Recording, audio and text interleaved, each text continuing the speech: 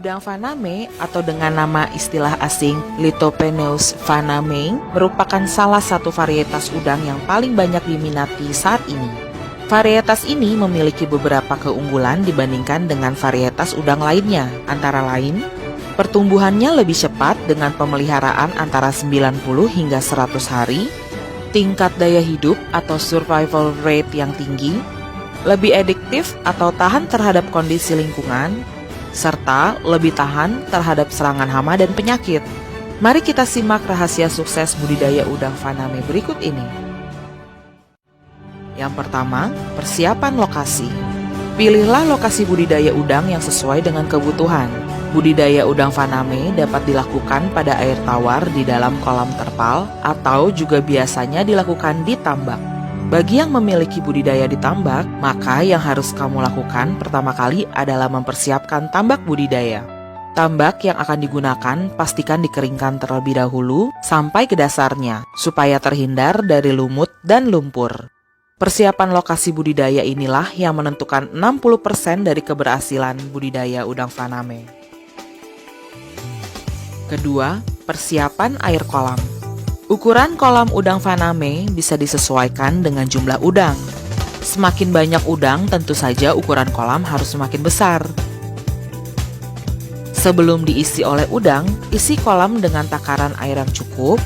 Isi air sampai mencapai setengah tinggi kolam dan biarkan selama 1 hingga 2 minggu sebelum diisi bibit udang.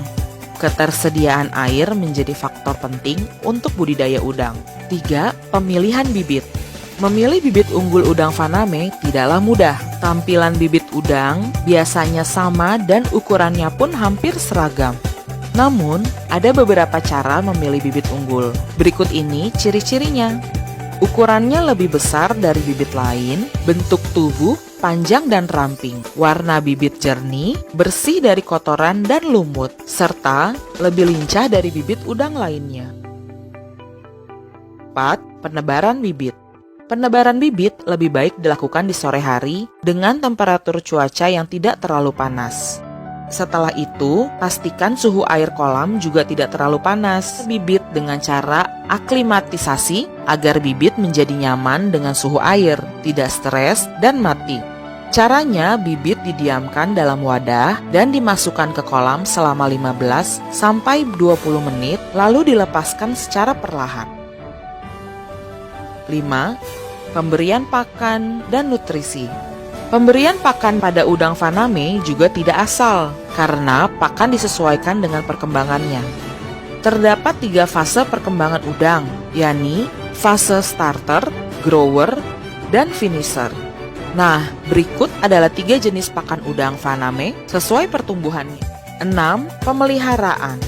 Lakukan pengecekan kondisi kolam dan udang secara berkala. Lakukan pembersihan kolam jika air kotor atau lumut tumbuh sangat banyak. Penyakit pada udang biasanya disebabkan karena kurangnya nutrisi dan kondisi air.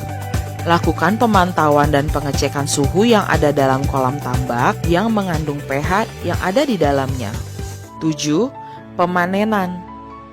Setelah mencapai 4 atau 5 bulan, hasil budidaya udang faname sudah bisa dipanen.